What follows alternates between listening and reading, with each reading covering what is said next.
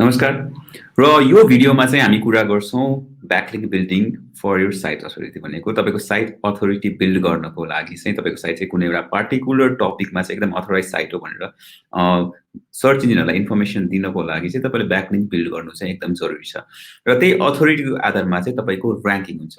Again फेरि पनि दोहोर्याउन चाहन्छु रिलेभेन्सीले तपाईको साइटलाई कुनै पनि एउटा टपिकमा इन्डेक्सिङ गर्ने काम गर्छ र अथोरिटीले चाहिँ तपाईको वेबसाइटलाई चाहिँ तपाईको साइट कतिको अथोराइज साइट हो त्यसको आधारमा चाहिँ तपाईको र्यांकिङ डिटरमाइन हुन्छ। सो अगेन ब्याकलिङ्क बिल्डिङले तपाईको र्यांकिङलाई डाइरेक्टली असर गर्छ। अब आज हामी कुरा गर्ने छौं ब्याकलिङ्क बिल्डिङ भनेको के हो अनि त्यसपछि हामी कसरी हाई क्वालिटी ब्याकलिङ्कहरु पाउने त्यो बाहेक अरु केही टेक्निक्सहरु सिम्पल टेक्निक्सहरु ब्याकलिङ्क बिल्डिङको म तपाईहरुलाई शेयर गर्नेछु। ब्याकलिङ्कको बारेमा धेरै कुरा गर्दाखेरि अगेन पनि 10-12 घण्टाकै भिडियो पनि इनफ हुँदैन तर म तपाईहरुलाई एउटा वे देखाउन चाहन्छु जसबाट चाहिँ तपाईले आफ्नो ब्याकलिङ्क बिल्डिङको कामहरु चाहिँ सुरु गर्न सक्नु भएको होस् है र ओभर द टाइम तपाईले तपाईको आफ्नो रिपोजिटरी हुन्छ तपाईको आफ्नो प्रोसेस हुन्छ हरेकको फरक तरिका हुन्छ ब्याकलिङ्क बिल्ड गर्ने त्यही पनि एकदमै वर्ल्ड वाइड एक्सेप्ट गरिएको प्रोसेसहरुको बारेमा चाहिँ म कुरा गर्नेछु। Let's get started. So backlink भनेको कुनै पनि एक्सटर्नल साइटबाट चाहिँ तपाईको साइटमा पोइन्ट ब्याक गरेको लिंकलाई चाहिँ ब्याकलिङ्क भनिन्छ है। अब मेन इम्पोर्टेन्ट कुरा भनेको के हो भने कसरी त्यस्तो लिंकहरु चाहिँ पाउने त ब्याकलिङ्क कसरी बिल्ड गर्ने हाम्रो साइटमा चाहिँ धेरै भन्दा धेरै अथोराइज साइटहरुबाट चाहिँ कसरी लिंक ब्याक गर्ने जसले गर्दाखेरि हाम्रो साइटको र्यांकिङ चाहिँ इम्प्रुभ होस् हाम्रो साइटको अथोरिटी इम्प्रुभ होस् भनेर। र again how to find high quality backlinks भन्ने बारे सुरु गर्न चाहन्छु हैन। अब अथोरिटी चाहिँ the authority of the page linking to you matters more than any other factor भनेको चाहिँ सबभन्दा पहिलो कुरो तपाईले लिंक लिइरहनु भएको साइट कतिको अथोराइज छ हैन अनि त्यसपछि चाहिँ त्यो पेजको अथोरिटी भयो भनेको तपाईले ब्याकलिङ्क पाउँदाखेरि कुनै पेजबाट पाउनुहुन्छ त्यसको पेज अथोरिटी कति छ भन्ने कुरा सबभन्दा इम्पोर्टेन्ट कुरा। अर्को कुरा भनेको चाहिँ तपाईको रिलेभेन्सी पनि म्याटर गर्छ। यदि तपाई रिलेभेन्ट साइटबाट ब्याकलिङ्क पाइरहनु भएको छ भनेदेखि त्यसले भ्यालुएट गर्छ तर इरिलेभेन्ट साइटबाट ब्याकलिङ्क पाइरहनु भएको छ भने त्यसले खासै भ्यालु तपाईको लागि गर्दैन है। त्यसले गर्दा रिलेभेन्ट साइटबाट ब्याकलिङ्क पाउनुपर्छ। इरिलेभेन्ट र लो क्वालिटी साइटहरुबाट ब्याकलिङ्क पाउनु भयो भनेदेखि चाहिँ तपाईको साइटको स्प्याम स्कोर बढ्न सक्छ त्यसलाई चाहिँ एज स्प्याम काउन्ट गर्छ।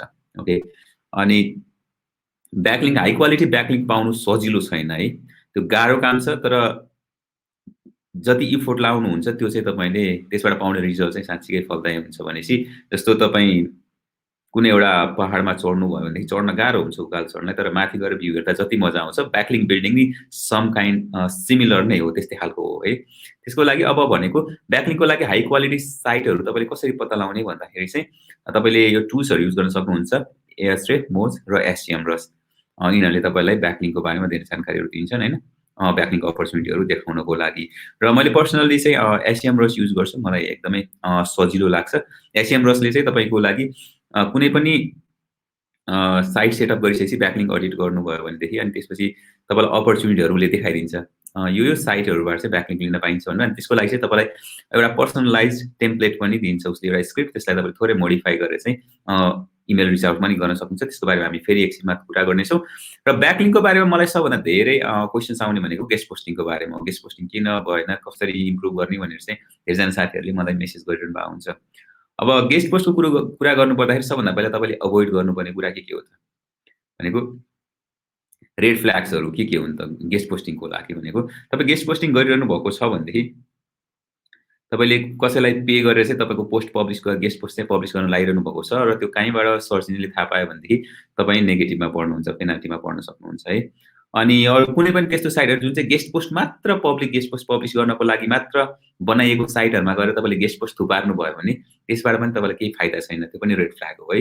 भनेको तपाईले साइट पाउनुभयो ओहो यसले त गेस्ट पोस्ट एक्सेप्ट गर्ने रहेछ भन्नुभयो तर साइटको अथोरिटी चेक गर्नु भएन के छ कस्तो इन्फर्मेसन दिइराछ कसरी मान्छेले पब्लिश गरिराछन् राम्रोसँग हेर्नु भएन भनेदेखि चाहिँ त्यसले पनि तपाईको साइटलाई हार्म गर्छ। सो यो चीज नगर्नु होला। अनि तपाईको साइटसँग रिलेटेडै नभएको साइट्सहरु भनेको लेट्स से तपाई कम्प्युटर बेच्नुहुन्छ अरे तर तपाई चाहिँ अब मेडिकल इक्विपमेन्ट बेच्ने साइटबाट चाहिँ गेस्ट पोस्ट गरेर चाहिँ तपाई लिंक पाउन चाहनुहुन्छ भनेदेखि त्यो एकदम नराम्रो प्र्याक्टिस हो। तर अब केमा चाहिँ गेस्ट पोस्ट एकदमै भ्यालुएबल हुन्छ भन्दाखेरि यदि तपाईँले चाहिँ एकदमै राम्रो कन्टेन्ट हैन, एउटा अथोरिटेटिभ साइट भनेको हाइली अथोरिटेटिभ साइट र रिलेभेन्ट साइटमा चाहिँ पब्लिस गर्नुभयो भनेदेखि चाहिँ त्यसले तपाईँलाई हेल्प गर्छ र्याङ्क गर्नको लागि। सो तपाईँले गेस्ट पोस्ट यस्तो साइटमा पब्लिस गर्नुपर्यो जुन चाहिँ तपाईँको निचसँग रिलेटेड छ। सुरुमै मैले भनेको थिएँ निच सेलेक्सनमा। अब भनेको काम लाग्छ भनेको तपाईँले निच ठ्याक्क न्यारो डाउन गरेर तपाईँको निचसँग रिलेभेन्ट साइट अनि त्यसमा अथोरिटी पनि अलि राम्रो भएको साइटमा तपाईँले राम्रो गेस्ट पोस्ट गर्नुभयो भनेदेखि त्यो साइटमा पनि त्यो मान्छेहरूले पढ्छन् त्यो आर्टिकललाई। अनि त्यो आर्टिकलमा पनि त्यही इन्गेजमेन्ट हुन्छ। त्यो आर्टिकलको पनि एक लेभलको र्याङ्किङ हुनसक्छ एउटा इन्गेजमेन्टहरूको कारणले गर्दाखेरि। अनि प्लस त्यहाँबाट तपाईँले ब्याकलिङ्क पाइरहनु भएको छ भनेदेखि त्यसले चाहिँ तपाईँलाई र्याङ्किङमा हेल्प गर्छ। अनि नो फलो र डु फलोको बारेमा थोरै भन्न चाहन्छु। तपाईँले ब्याकलिङ्कहरू क्रिएट गर्दाखेरि नो फलो भनेको चाहिँ रिलेटेड यो चाहिँ तपाईँले धेरै ठाउँमा देख्न सक्नुहुन्छ ओभर द टाइम तपाईँले लिङ्क बिल्डिङको काम गर्दाखेरि नो फलो डु फलो भनेर। नो फलो भनेको चाहिँ तपाईँको अब केही इन्डोर्समेन्ट चाहिँ गर्दिनँ हैन। जस्तो मैले ब्याकलिङ्क दिइरहेको छु तर म एसइओ इन्डोर्समेन्ट चाहिँ गर्दिनँ है। मैले लिङ्क दिएको भन्दैमा यो चाहिँ साँच्चै रिलेभेन्ट अथोरिटी साइट होइन है भनेर भनिदिनको लागि चाहिँ मैले लिङ्क मात्र दिएको हो तर म त्यही एसइओ भ्यालु चाहिँ पास गर्दिनँ भने चाहिँ नो फलो एट्रिब्युट राखिने चलन छ। धेरै जस्तो एक्सटर्नल लिङ्कहरूमा धेरैले इन्डोर्स गर्दैनन् त्यस्तोमा नो फलो एट्रिब्युट राखेको हुन्छ। तर डु फलो चाहिँ एकदमै इम्पोर्टेन्ट छ है। भनेको डु फलोले चाहिँ त्यो एसइओ जुस पास गर्छ है। एसइओ सिग्नलहरू पास गरिरहेको हुन्छ र्याङ्किङको लागि। त्यसले गर्दाखेरि सकेसम्म डु फलो लिङ्कहरू पाउन कोसिस गर्नुहोस्। त्यसको लागि तपाईँको कन्टेन्ट क्वालिटी पनि हाई हुनु एकदमै जरुरी छ कसैले इन्डोर्स गर्नको लागि।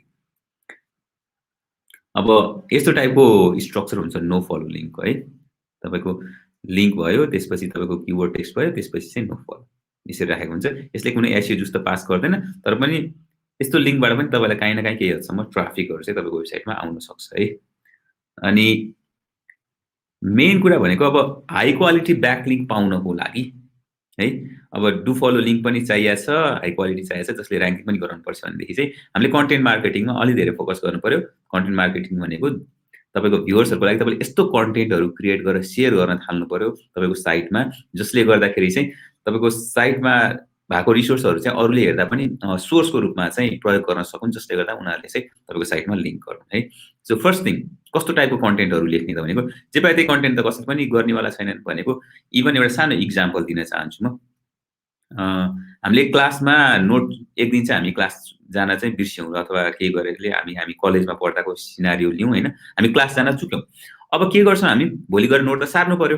अब हामीलाई कन्टेन्ट चाहियो। हिजो हामी छुट्यो भनेपछि हामी क्लासको नपढ्ने स्टुडेन्टसँग गएर चाहिँ नोट माग्दैनौँ के हामी पढ्ने अलिकति इन्टेलिजेन्ट हैन अलिक सिरियस मान्छेसँग गएर चाहिँ लिइरहेको हुन्छौँ भनेदेखि उसको एउटा अथोरिटी बिल्ड गरे हो नि त त्यो भनेको ल फर्स्ट वाइकै तपाईँले नोट सार्नु भने त फर्स्ट वाइ त अथोरिटी छ नि त उसको त उसले राम्रोसँग सार्छ उसले सबै चिज सिरियसली सार्छ एडिसनल इन्फर्मेसनहरू राख्छ भनेर तपाईँले उसको नोट सार्नुहुन्छ। क्लासको पढ्दै नपढ्ने स्टुडेन्टको नोट त सार्नु हुँदैन नि त। सो सेम थिङ भनेको तपाईँले कन्टेन्ट्स यसरी क्रिएट गर्नु पर्यो कि तपाईँ चाहिँ एकदम अथोराइज सोर्स जस्तो देखिनु पर्यो। अब तपाईँको इमेजेसहरू अलि राम्रो टाइपको डिजाइनहरू गर्नुभयो भनेदेखि त्यो इमेजहरू अरूले युज गरेर तपाईँलाई साइट गर्न सक्छन् हैन। यो सोर्सबाट लिएको भनेर त्यसबाट तपाईँलाई लिङ्क प्राप्त हुन सक्छ है। तपाईँको डायग्राम्सहरू इमेजमा इन्फोग्राफिक्सहरू भयो हैन डायग्राम्सहरू कुनै चार्टहरू छन् भनेदेखि मान्छेलाई आफू चार्टहरू बनाएर बस्न टाइम हुँदैन। त्यसपछि उनीहरूले तपाईँको कन्टेन्ट युज गरेर नै तपाईँलाई त्यसको बारेमा चाहिँ तपाईँले रिफरेन्स दिइरहेको हुन्छ त्यसबाट तपाईँलाई ब्याकलिङ्क प्राप्त हुन सक्छ। भनेको अरू भिजुअल स्पेसली भिजुअल एसेट्सहरूबाट तपाईँलाई ब्याकलिङ्क प्राप्त हुन सजिलो हुन्छ जसले गर्दाखेरि तपाईँले कन्टेन्ट क्रिएट गर्दा भिजुअल कन्टेन्टमा इन्गेजिङ कन्टेन्टहरूमा धेरै फोकस गर्नु होला। अर्को लिस्ट पोस्टहरू छ तपाईँले आर्टिकलहरू ब्लगहरू लेख्नुहुन्छ भनेदेखि चाहिँ यो नम्बर टाइपको के टप 10 हैन रिसोर्सहरू टप 100 यस्तो टाइपको कन्टेन्टहरू क्रिएट गर्नु भने कुनै पनि टिप्स हुनसक्छ टेक्निक्स हुनसक्छ रिजन्स हुनसक्छ 5 स्टेप्स भन्ने हुनसक्छ। त्यस्तो टाइपको कन्टेन्टहरू पनि मान्छेले यसो हेर्छन् अनि त्यसपछि अब आफ्नो कुनै आर्टिकल छ भने थोरै रिफरेन्स दिएर तपाईँको साइटको लिङ्कहरू राखिदिन सक्छन्। यदि तपाईँको साइटमा एकदमै ट्रस्टवर्दी हो र तपाईँको साइटमा एकदमै इन्फर्मेसनल कन्टेन्ट छ भ्यालुएबल कन्टेन्ट छ भनेदेखि यसमा लिङ्क गरिदिन्छन्। यस्तो टाइपको मैले एउटा स्क्रिनसट राखिदिएको छु। अब अर्को छ सबभन्दा धेरै तपाईँको लागि अपर्च्युनिटी भनेको ओरिजिनल रिसर्च। तपाईँले आफैले रिसर्च गरेर केही पब्लिस गर्नुभयो भनेदेखि त्यो डाटा त अरूसँग छैन। त्यसले गर्दा के गर्छन् अरूले त्यो डाटाहरू आफ्नो ब्लगहरूमा मेन्सन गर्दाखेरि चाहिँ तपाईँलाई लिङ्क दिइरहेको हुन्छ। त्यसले गर्दाखेरि चाहिँ तपाईँले आफ्नो इन्डस्ट्री आफ्नो निशमा चाहिँ कुनै नयाँ रिसर्च गरेर केही फाइन्डिङहरू सेयर गर्नुभयो भने एउटा राम्रो आर्टिकल लेख्नुभयो भने त्यसले चाहिँ तपाईँलाई ब्याकलिङ्क पाउने धेरै नै अपर्च्युनिटीहरू दिन्छ है हाई क्वालिटी ब्याकलिङ्कहरू। अनि इनडेप्थ अल्टिमेट गाइड्स भनेको छ कुनै पनि कम्प्रिहेन्सिभ रिसोर्स एउटा कुनै विषयमा चाहिँ कम्प्लिट रिसोर्सहरू हैन जस्तो अन पेज एसईओ को बारेमा तपाईँले कम्प्लिट रिसोर्स बनाउनु भयो भनेको अब त्यो आर्टिकल पढिसकेपछि अन पेजको बारेमा अरू कुनै केही चिज हेर्नु पर्दैन भनेदेखि त्यस्तै तपाईँले आर्टिकलहरू लेख्नुभयो भनेदेखि चाहिँ तपाईँले ब्याकलिङ्क पाउनुहुन्छ है मान्छेहरूले। त्यसले गर्दाखेरि अब यसरी ब्याकलिङ्क छ तपाईँले कन्टेन्ट पब्लिस त गरिसक्नुभयो होइन, एकदम भिजुअल कन्टेन्ट छ, एकदमै राम्रो लिङ्केबल कन्टेन्ट छ भनेको लिङ्क गर्दा त्यो जसले लिङ्क गर्छ उसको आर्टिकललाई उसको रिडरहरूलाई पनि भ्यालु पुग्छ नि। अब के गर्ने भन्दाखेरि चाहिँ तपाईँले अब सुरुमै त थाहा नहुनसक्छ कतिलाई, तपाईँ भर्खर स्टार्ट गर्दै हुनुहुन्छ भनेदेखि त्यस्तो केसमा चाहिँ तपाईँले इमेल आउटरिच गर्न सक्नुहुन्छ। अब इमेल आउटरिचमा चाहिँ तपाईँले रिभर्स इन्जिनियरिङ गर्ने। रिभर्स इन्जिनियरिङ भनेको चाहिँ जो अलरेडी ऱ्याङ्क भइरहेछन् उनीहरूले कसरी ब्याकलिङ्क पाइरहेछन् हेर्ने अनि त्यही फलो गरिदिने। कुनै नयाँ क्रिएटिभ वे तपाईँले टाउको ठोकिरहनु चाहिँ जरुरी छैन। भनेको तपाईँले अब रिभर्स इन्जिनियरिङ गर्नुभयो त्यसको लागि तपाईँले कुनै एउटा फर्स्टमा कुनै टपिकमा फर्स्टमा ऱ्याङ्क भइरहेको वेबसाइट हेर्नुभयो अनि त्यसको ब्याकलिङ्कहरू चेक गर्नुभयो होइन, एएचरेफ, मोज, एससिएमरस जुन युज गर्दा पनि हुन्छ। त्यसपछि उनीहरूको इमेल युज गर्नुभयो भने त्यसको लागि केही सफ्टवेयरहरू पाइन्छन्, केही एप्लिकेसन्सहरू छ अनलाइनमा, त्यसबाट चाहिँ तपाईँले त्यो वेबसाइटहरूको इमेल पाउनुहुन्छ अनि त्यसपछि उनीहरूलाई एउटा पर्सनलाइज इमेल पठाउन सक्नुहुन्छ कि त्यसको पनि एससिएमरस अथवा धेरैवटा चाहिँ तपाईँले पाउनुहुन्छ टेम्प्लेटहरू। त्यसरी पर्सनलाइज इमेल पठाइसक्नु भइसकेपछि चाहिँ त्यताबाट कतिको तपाईँले रेस्पोन्स पाउनुहुन्छ त्यहाँबाट चाहिँ तपाईँले लिङ्क पाउन सक्नुहुन्छ। र मेनली चाहिँ के हुन्छ भने जसले अरू साइटहरूलाई तपाईँ कम्पिटिटरहरूलाई ब्याकलिङ्क दिइरहेको हुन्छ तिनीहरूले तपाईँलाई पनि ब्याकलिङ्क दिने चान्सेस चाहिँ बढी हुन्छ है, किनभने उनीहरू चाहिँ रिसोर्स युजफुल रिसोर्सहरूमा चाहिँ लिङ्क दिने खालका मान्छेहरू हुन् कि। त्यसले गर्दा तपाईँले भ्यालुएबल कन्टेन्ट उनीहरूलाई देखाउन सक्नु भनेदेखि तपाईँले लिङ्क पाउने चान्सेस हुन्छ। एउटा पर्सनलाइज इमेल चाहिँ पठाउनु होला, त्यो भयो।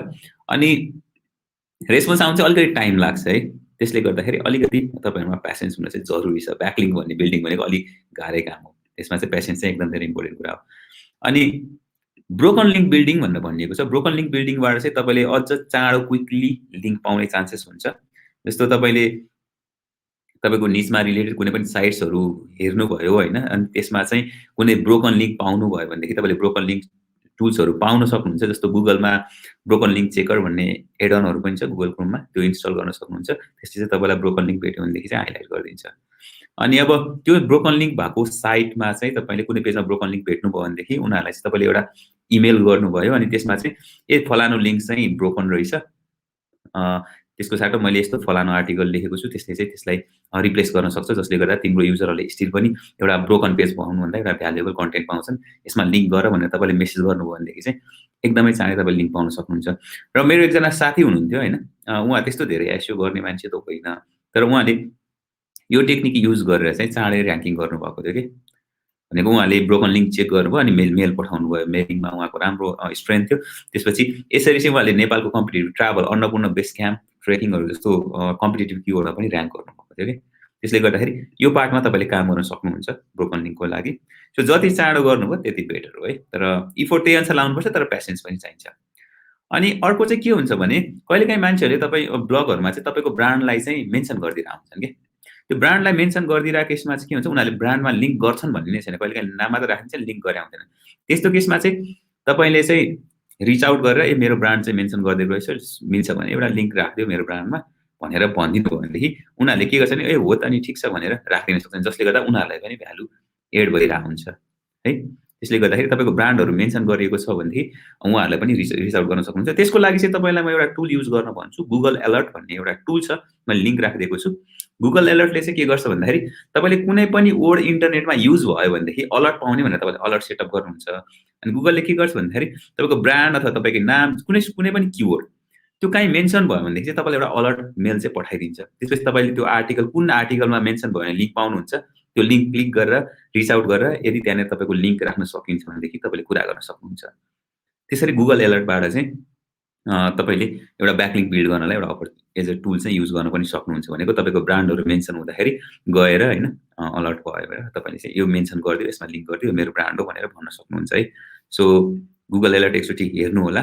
अनि अर्को छ इजी तपाईँले पाउने सुरुवात गर्नको लागि चाहिँ के गर्नु भने सोसियल मिडियाको लिङ्कहरू पनि केही हदसम्म भ्यालुएबल छन् है, ब्याकलिङ्क बिल्डिङको लागि, तपाईँको अथोरिटी बिल्ड गर्नको लागि, रिलेभेन्स बिल्ड गर्नको लागि। त्यसले गर्दा तपाईँले कुनै ब्रान्डहरू टप ब्रान्डहरू चाहिँ गुगल सर्चमा हेर्नु भनेदेखि ब्रान्डेड रिजल्ट जुन आउँछ नि त्यसको तलपट्टि चाहिँ सोसियल मिडियाको आइकनहरू देख्नुभयो होला रिसेन्टली।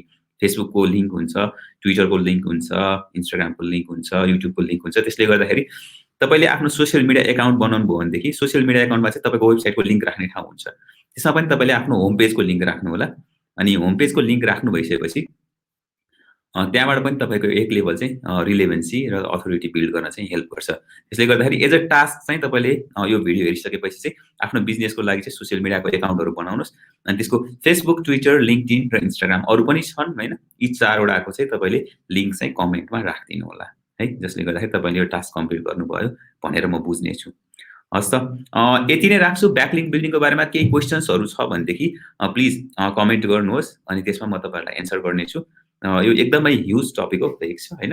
त्यसले गर्दाखेरि अझ धेरै स्टडी गर्नुपर्ने हुन्छ साँच्चीकै ब्याकलिङ्क बिल्डिङ गर्नको लागि। तर त्यो रिसोर्सेसहरू म ओभर टाइम सेयर गर्दै जानेछु। र अहिलेको लागि चाहिँ तपाईँलाई सुरुवात गरिहाल्नको लागि ब्याकलिङ्क बिल्डिङ भनेको तपाईँको वेबसाइटमा अरू वेबसाइटबाट लिङ्क पाउने हो।